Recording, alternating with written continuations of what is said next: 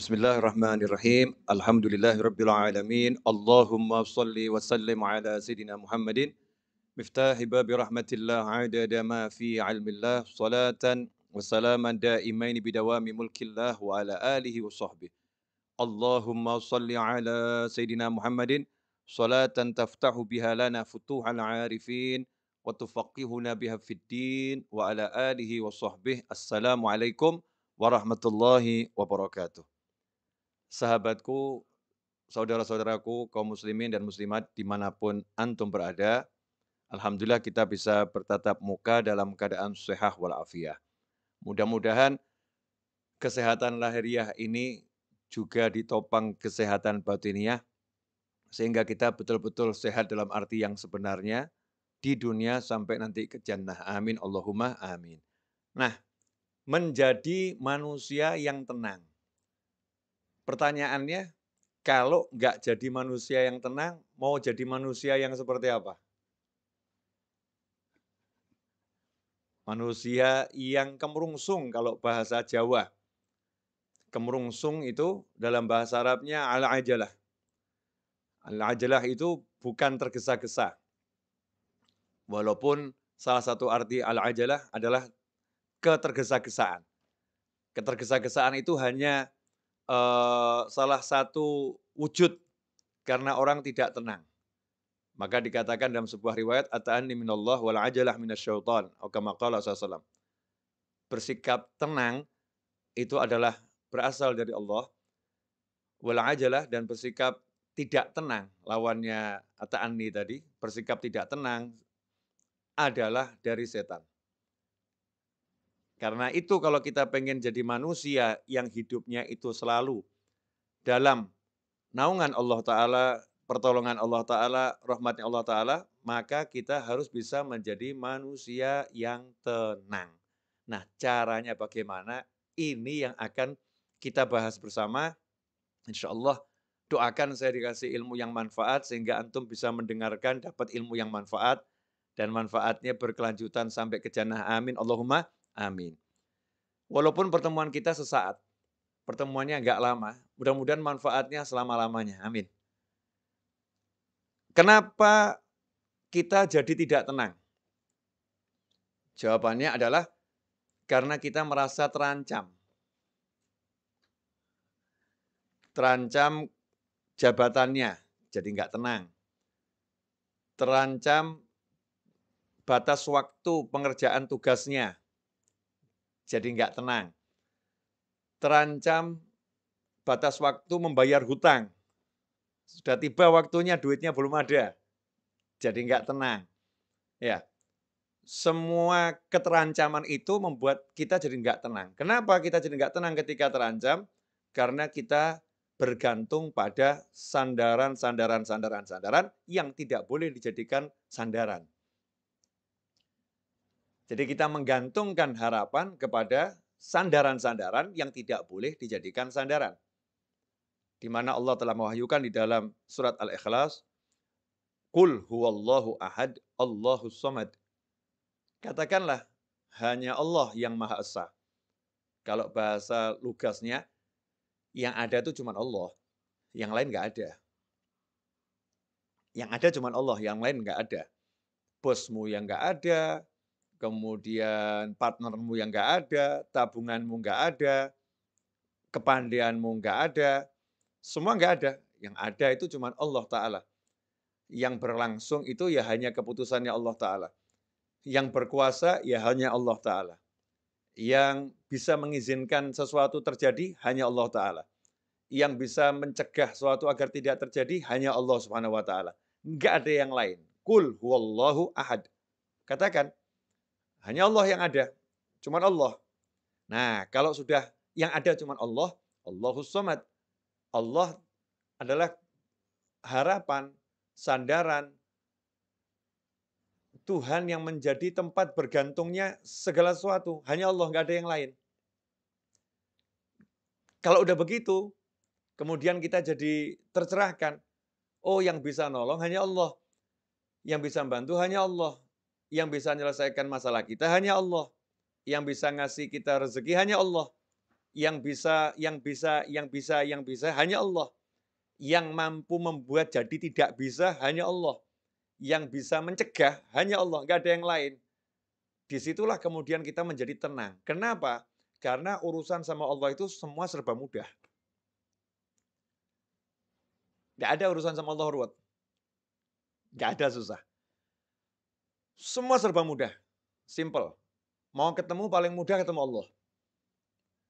Mau ketemu Habib Novel, susah. Ya mesti atur jadwal harinya.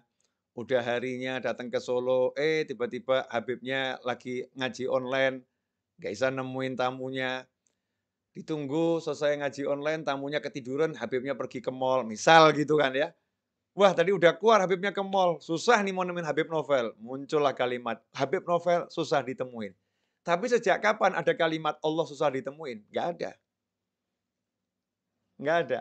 Ngomong sama orang yang paling kita cintai, suami atau istri. Masya Allah. Untuk didengar itu susah. Udah ngomong sama suami berkali-kali, nggak pernah didengar. Udah ngomong sama istri ribuan kali, nggak pernah didengar. Tapi kalau ngomong sama Allah, nggak ada kata nggak didengar. Wa huwas sami'ul alim. Ya Allah maha mendengar, maha mengetahui. Allah mendengar.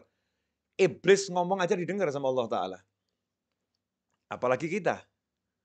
Ya iblis tuh ngomong sama Allah didengar. Allah kalau udah maha mendengar itu nggak pilah-pilah. Yang ngomong itu wujudnya seperti apapun, wujudnya iblis, wujudnya setan, wujudnya siapapun, didengar sama Allah Ta'ala. Nggak dipilah-pilah. Allah maha mendengar. Jadi, kalau hubungan sama Allah, serba mudah. Diperhatikan nggak sama Allah? Allah maha melihat. Kira-kira Allah tahu perasaan saya nggak? Allah Al-Khabir. Ya. Sampai hal yang paling detil pun dari diri kita, Allah maha mengerti. Kira-kira Allah nanti berempati enggak sama saya ya? Huwar Rahmanur Rahim. Dia maha pengasih lagi maha penyayang. Lah yang enggak iman aja disayangin, apalagi yang iman. Huwar Rahmanur Rahim. Ya, dia Allah maha pengasih lagi maha penyayang. Saat itulah kita jadi tenang. Karena untuk berhubungan sama Allah kita nggak harus ke kanan, nggak harus ke kiri, nggak harus ke depan, nggak harus ke belakang, nggak harus naik, nggak harus turun. Tinggal ini, hatinya nyambung ke Allah, selesai. Nah, kalau udah begitu, jadinya tenang. Nggak punya duit, mau bayar hutang. Ini contoh kasus ya. Karena saya banyak yang WA saya gitu, Beb, mau bayar hutang nggak punya duit, gimana ini? Jawaban saya dibayar. Habib ini aneh bener nih, nggak punya duit kok suruh bayar. Iya dibayar. Bayar hutang ini kan ada prosesnya. Proses nomor 1, jangan pernah percaya sama siapapun yang mengatakan kamu mampu bayar hutang. Enggak. Katakanlah kepada siapapun, saya tidak mampu membayar hutang saya. Yang mampu bayar hutang saya hanya Allah Ta'ala, tapi saya akan bayar hutang saya. Tugas saya adalah berniat membayar hutang. Yang nanti membuat saya mampu bayar hanya Allah, nggak ada yang lain. Jangan pernah percaya tabunganmu mampu untuk bayar hutangmu. Wah itu nanti langsung diuji. Tabungannya tiba-tiba habis. Anaknya sakit, habis tabungannya. Selesai. Naudzubillah min dzalik. Jangan sombong. Wah saya punya tabungan banyak, saya punya aset banyak. Sombong amat kamu. Nah, Tuhanmu asetmu, tabunganmu. Sebentar dihancurkan sama Allah Ta'ala. Galaunya luar biasa. Jangan pernah mengandalkan siapapun dan apapun. Saya punya Allah, Allah akan lunaskan hutang saya. Saya berniat bayar hutang. Nomor 1 itu. Ya. Kemudian nomor 2 bagaimana? Minta. Jangan sombong. Yang penting usaha dulu. Salah kamu. Yang penting minta dulu. Karena usaha itu diantaranya memohon pada Allah Ta'ala. Itu usaha. Bagaimana Rasul mengajarkan SAW sebagai utusannya Allah? Utusannya Allah loh ini. Berarti kan wakilnya Allah. Saya kirim utusan ke rumah Ustadz Fakhrul Razi. Berarti wakil saya. Nah itu makna kesaksian bahwasanya baginda Muhammad SAW adalah Rasul, utusan. Ya. Rasul, utusannya Allah Ta'ala. Artinya semua yang dari Rasul nggak mungkin salah, karena semua yang dari Rasul dari Allah. Makanya kalau sampai mengatakan, ngapain memuliakan Rasulullah? Muliakan Allah, itu aneh. Memuliakan utusannya Allah, itu namanya memuliakan Allah Ta'ala. Kalau saya ngutus seorang ke rumahnya Ustadz Fakhrul Razi, kemudian Ustadz Fakhrul Razi dikasih tahu, ini utusannya Habib Novel. Kemudian beliau mengatakan, saya hormati Habib Novel. Kalau kamu tidak, oh saya marah. Kalau mau hormati saya, hormati utusan saya. Itu saya utus, sudah saya pilih. Kan begitu. Saya utus, sudah saya pilih. Bukan sembarang orang yang saya utus. Sementara Allah katakan, Allah utus manusia yang terbaik sebagai penutup utusan di akhir zaman. Sampai kapanpun. Penutupnya adalah baginda Muhammad SAW. Utusannya Allah Ta'ala. Diberi utusan yang the best buat kita semua. Nah, bagaimana kita memperlakukan utusan Allah ini, SAW? Kita menganggapnya manusia biasa, naudzubillah min dzalik. Kita harus menempatkan biasa sebagai penghubung kita pada Allah Ta'ala. Kalau saya mau dekat sama Allah, ya beliau ini penghubungnya. Kalau saya mau sukses dunia akhirat, ya ini yang punya semua informasinya ada pada baginda Muhammad SAW. Karena Allah berbicara dengan kita semua lewat baginda Muhammad SAW yang membumikan ajarannya Allah Subhanahu Wa Taala kepada umat manusia. Nah, Rasul ternyata ngajarin mudah. Mau hutang mau lunas, siapa yang berhutang dengan niat untuk melunaskan hutangnya, maka Allah akan lunaskan hutangnya. Siapa berhutang dengan niat untuk tidak melunaskan hutangnya, maka Allah akan hancurkan hartanya. Kama qala sallallahu. Ngeri. Bukan cuman nggak lunas tuh, bahkan hancur hartanya. Bisnisnya akan remuk semua.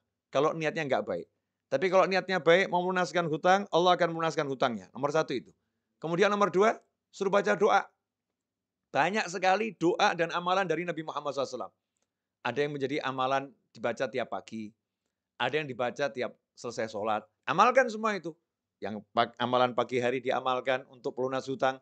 Amalan selesai sholat diamalkan untuk pelunas hutang. Ya, kemudian apa lagi? Melunaskan hutang orang lain. Maksudnya kalau kita punya piutang nih, ya kita jadi manusia yang juga baik sama orang-orang yang nggak bisa bayar. Dah, kamu saya lunaskan. Walaupun kita masih punya hutang banyak ini. Tapi ini orang-orang susah semua, nggak bisa bayar. Kita lunaskan. Nah, nanti kalau kita udah begitu, ini tahap level awal dasar udah kita jalankan, maka rahmat udah datang tuh. Rahmati qaribum minal muhsinin. Rahmatku dekat dengan orang-orang yang suka berbuat kebajikan, orang-orang ihsan. Nah, tahap berikutnya mulai usaha. Ini tadi ya semua kan satu paket ya, jangan dipilah-pilah. Jangan dikasih jarak 2 tahun kemudian baru usaha, bukan loh ya. Bukan urutan waktu 2 tahun kemudian, 3 tahun, enggak. Segera langsung, usaha. Ini usaha saya untuk melunaskan hutang saya dengan izin Allah Ta'ala. Nah, nanti Allah akan apa? Walladzina jahadu fina lanahdiyanahum subulana. Wa innallaha lama'al muhsinin. Janjinya Allah Ta'ala, walladzina jahadu fina, dan barang siapa sungguh-sungguh menempuh jalan kami, salah satunya ini, sungguh-sungguh menempuh jalannya Allah Ta'ala dalam melunaskan hutang. Itu kan ya, salah satu contoh. Walladzina jahadu fina lanahdiyanahum subulana. Maka kami akan tunjukkan, kami bimbing. Kalimatnya itu lanahdiyanahum dengan lam taukid, nun taukid. Kami sungguh akan bimbing dia menempuh jalan kami. Enggak suruh jalan sendiri. Allah enggak cuma kasih jalan, ini jalannya terus jalan sendiri, enggak. Jadi kalau hidayah itu selalu dengan bimbingan, guide, al-hadi. Selalu membimbing, enggak ditinggalkan.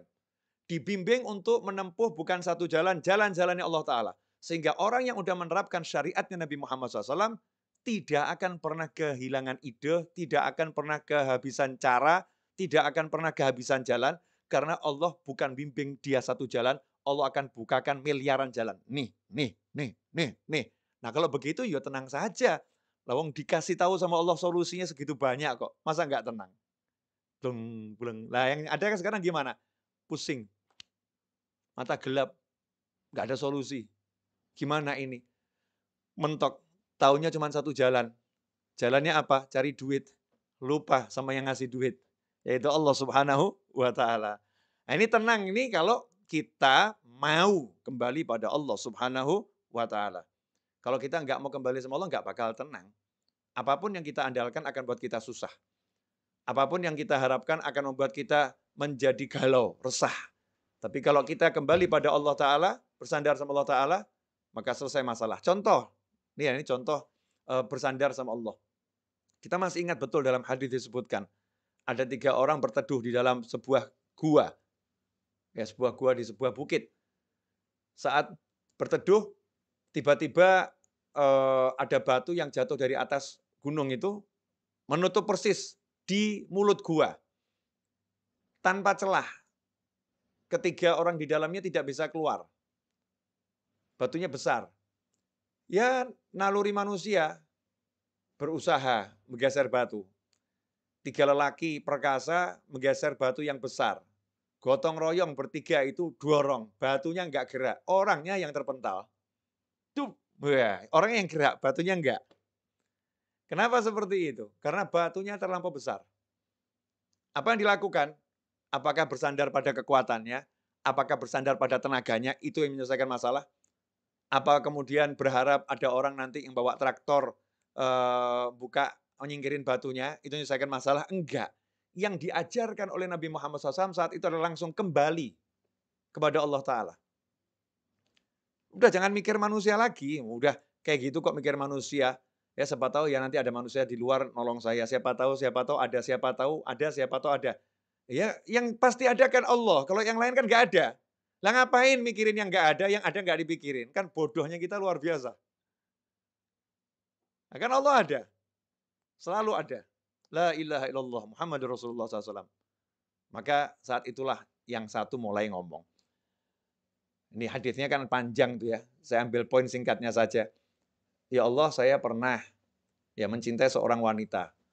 Cinta luar biasa. Dia saya ajak zina. Selalu menolak. Suatu ketika akhirnya dia butuh duit, dia mau. Nah, ketika dia sudah mau saya ajak zina, uang udah saya serahkan karena dia butuh duit tadi untuk kepentingan keluarganya yang mendesak. Tapi dia ini orang yang baik, terus dia bilang sama saya gitu, takutlah sama Allah. Akhirnya saya tinggalkan dia, uangnya nggak saya ambil, dia saya tinggalkan karena saya takut sama kamu ya Allah. Kalau ini ikhlas karena kamu ya Allah, tolong ya beri kami jalan keluar dari masalah ini. Yang terjadi apa? Batu yang gede bergeser tanpa ada yang geser. Cuman belum cukup. Karena Allah ingin mengajarkan kepada yang lain. Ini kan masalah berjamaah. Masa yang dikasih solusi cuma satu orang, yang lain enggak. Maka yang lain disuruh juga, ayo kalian gimana? Yang satu, saya ini sama ibu saya, ya cerita yang cukup cukup populer nih hadis ini. Yang satu saya sama karyawan saya. Akhirnya berkat tiga-tiga ini minta tolong sama Allah dengan ya tawassul pada amalan yang dipersembahkan untuk Allah Ta'ala. Hasilnya apa? Tergeser batu itu, selesai. Jadi sebetulnya mudah ya nyelesain masalah itu. Ngerayu Allah. Ya suruh ngerayu Allah aja kok nggak bisa ngerayu suaminya, Masya Allah. Sampai nangis-nangis. Ya nangis, ngerayu suaminya. Nggak dikasih. Tolong yang beliin handphone yang. Udah nangis nggak dikasih. Sakit itu. Ngerayu istrinya. Ayo yang pindah rumah gitu ya. Di rumah orang tua saya, ikut orang tua saya. Suaminya yang ngerayu istrinya. Sampai nangis. Istrinya tambah marah-marah. Pinter ngerayunya. Gagal juga. Ya sakit hati. Nah ini kalau kita merayu Allah Subhanahu wa Ta'ala, Masya Allah, merayu Allah itu mudah. Allah itu dirayu oleh hambanya itu senang gitu. Karena Allah maha mencintai. Ya Allah maha mencintai. Jika kalau ada yang merayu Allah, Allah senang. Ya tinggal kita bermanja-manja sama Allah Subhanahu wa Ta'ala. Ya Allah, wah cari duit susah ya Allah. Ini kata orang-orang cari duit susah ya Allah. Tapi kalau carinya dari kamu nggak pernah susah kan ya Allah. Ya, please ya Allah, ini saya lagi mau jualan barang nih ya Allah. Cuman hasilnya nggak banyak ya Allah. Saya mau jualan kamera, hasilnya paling 8 juta ya Allah. Cuman saya minta rezekinya 1 miliar ya Allah. Malaikat ketahuan, ini manusia yang pinter ini. Yang lain ngomong sama dia, ini orang ngelamun. Jual barang 8 juta kok minta rezeki 1 miliar. Ini orang ngelamun ini. Ini kata manusia yang ngelamun. Malaikat bilang, ini orang pinter ini. Karena dia mintanya sama Allah, bukan sama kamera yang mau dia jual. Dia mintanya sama Allah Subhanahu wa Ta'ala. Subhanallah. Tiba-tiba kameranya nggak laku, duitnya datang banyak. Dus, dus, dus. Ya, tiba-tiba.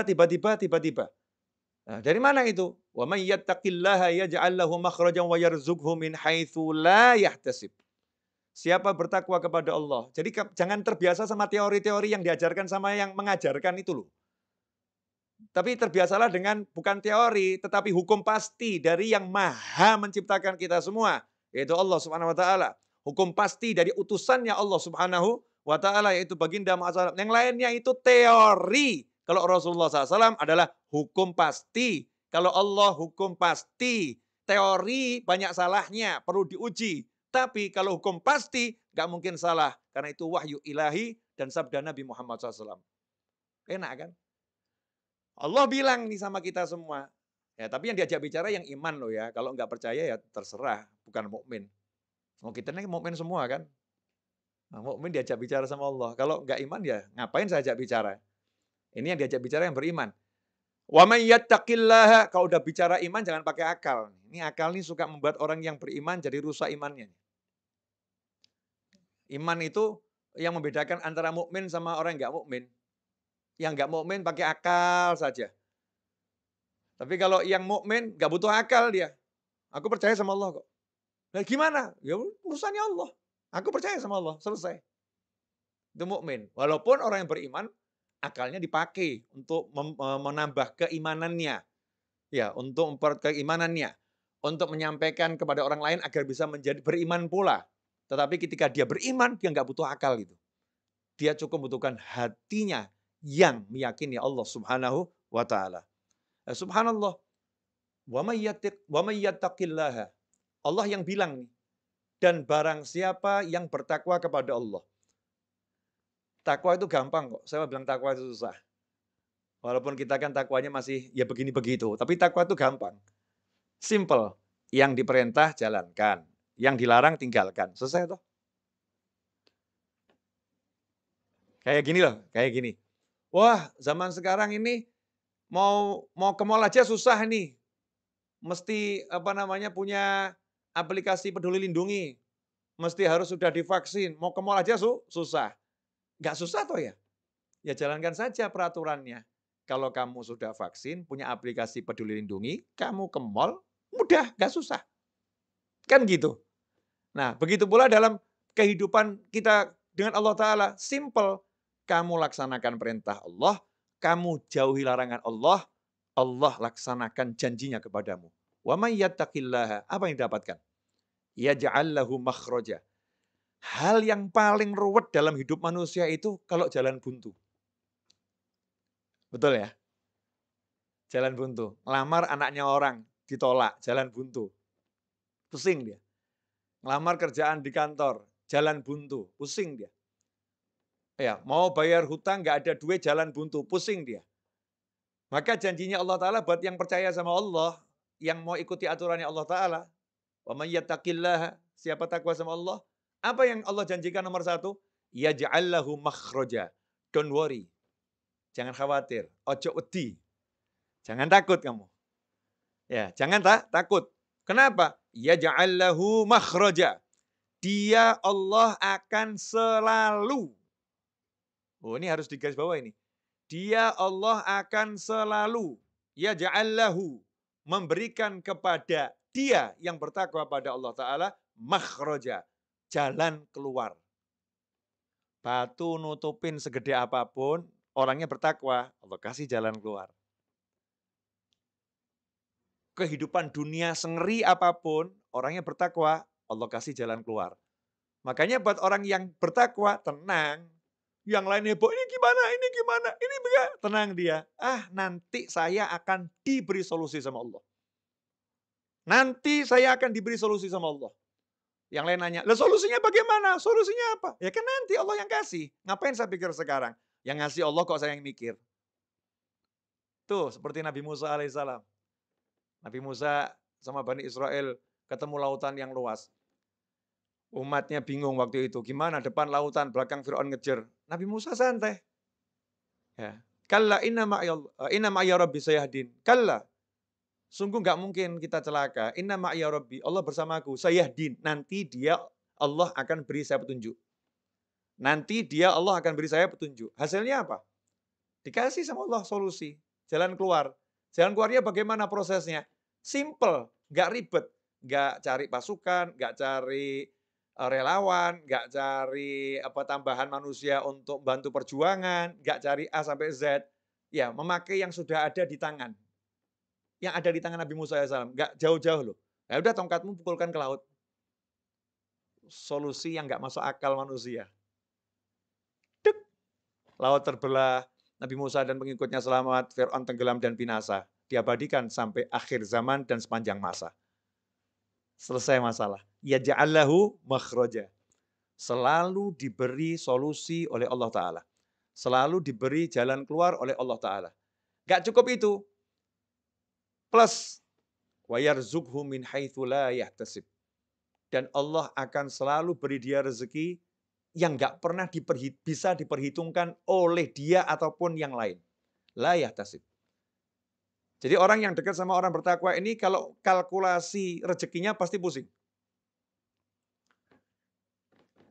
Udah lah, gak mungkin ketemu.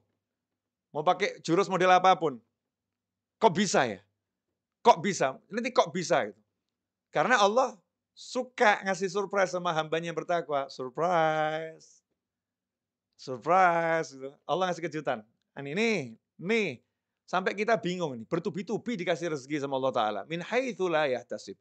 Dari arah yang gak pernah bisa dia perkirakan. Dia sehebat apapun punya ilmu, apa tuh Mas Eto, kalau untuk memprediksi namanya apa itu?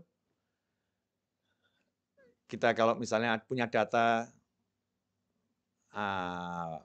apa itu istilahnya itu, seperti Google tuh punya, kalau Google bisa bagus itu karena punya, bukan AI Mas itu. Namanya, ilmunya kalau di matematika itu, saya sudah nggak sekolah soalnya. Apa nih Mas Seto, atau ini siapa pemirsa yang tahu nih? Ya, coba ditulis di chat. Apa namanya itu? Statistik, ya ketemu. Nanya sama kalian gak dijawab, udah nanya sama langit. Statistik. Gitu. Ilmu statistik.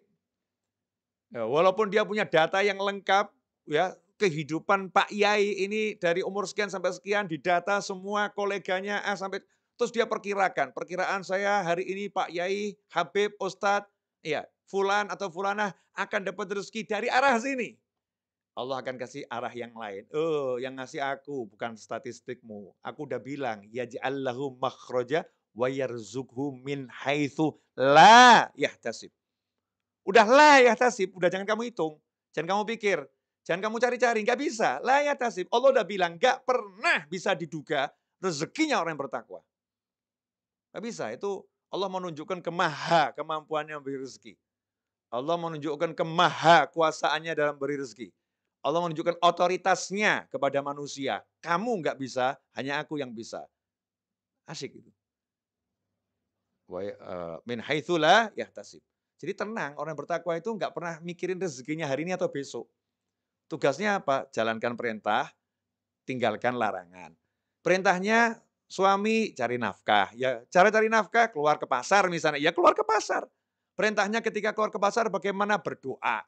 Perintahnya ketika di pasar bagaimana? Baca doa, jaga pandangan, jaga pendengaran. Cari rezeki ke pasar, ngerumpi, gunjing, ghibah, namimah. Masya Allah. Teriak-teriak, saya tiap hari udah ke pasar, saya udah kerja. Kamu kerja nggak pakai caranya Allah? Bagaimana kamu dapat rezeki yang surprise? Makanya rezeki kamu ya hitung-hitungan tadi. Pusing kepalanya. Ya, pusing kepalanya. Ikhwani rahimakumullah. Ini yang perlu dipahami, bahwasanya kalau orang udah percaya sama Allah Ta'ala, tenang hatinya. Dia nggak akan pilih cara-cara yang lain. Mau pakar A sampai Z yang nggak ngurus, yang dia urus caranya Allah, cara Rasulullah SAW. Nah, nanti termasuk caranya Rasulullah, itu caranya ulama. Ya bagaimana pendapat para ulama, bagaimana petunjuk para ulama, hidupnya hanya begitu. Hidup ini singkat kok, mohon maaf loh ya. 60-70 tahun itu rata-rata umur kita. Hidup sampai 60-70 tahun kok cuman dibuat mikir cari duit, itu kan bodohnya kita luar biasa. Duit tuh nggak usah dicari ya, pasti datang kok. Tapi ya usaha. Nah, usaha itu doa, ya, usaha itu pergi ke pasar, kan gitu. Tapi jangan mikir cari duit, jangan. Habis energi. Ya, sayang. Mikir cari solusi. Nah, ini juga kebodohan kita. Solusi kok dipikir. Solusi itu diberi. Yang beri siapa? Ya ja'allahu makhraja. Yang beri Allah. Yang ngasih masalah Allah, yang beri solusi Allah. Selesai. Loh, cara mintanya sama Allah bagaimana? Ya, cara mintanya takwa, gampang. Jalankan perintah, jauhi larangan. Selesai. Ini sekarang sukanya yang aneh-aneh, suka hidup ruwet, mumet, pusing, ya, pakai cara-cara yang nggak benar, cara yang nggak beres, cara yang benar, yang beres nggak dijalankan, yang nggak beres apa namanya, dijalankan, yang beres nggak dijalankan. Ini menyebabkan kita hidup dalam ketidaktenangan. Maka untuk menjadi manusia yang tenang, kita harus betul-betul qul huwallahu ahad, Allahus somad. Nah, insya Allah 30 menit saya berbicara ini barokah, ya, manfaat, kendati seperti yang tadi saya sampaikan, singkat, ya, mudah-mudahan manfaat, dan sampai nanti jannah manfaatnya nggak berhenti. Terus, ya, terus nyambung manfaatnya, karena kita bersama-sama belajar untuk menjadi manusia yang ingat kembali bahwasannya untuk menjadi tenang, mudah kembali pada Allah, maka kita akan menjadi tenang setenang-tenangnya. Jazakumullah khairan Ustaz Fakhr Razi atas waktunya, atas kesempatannya.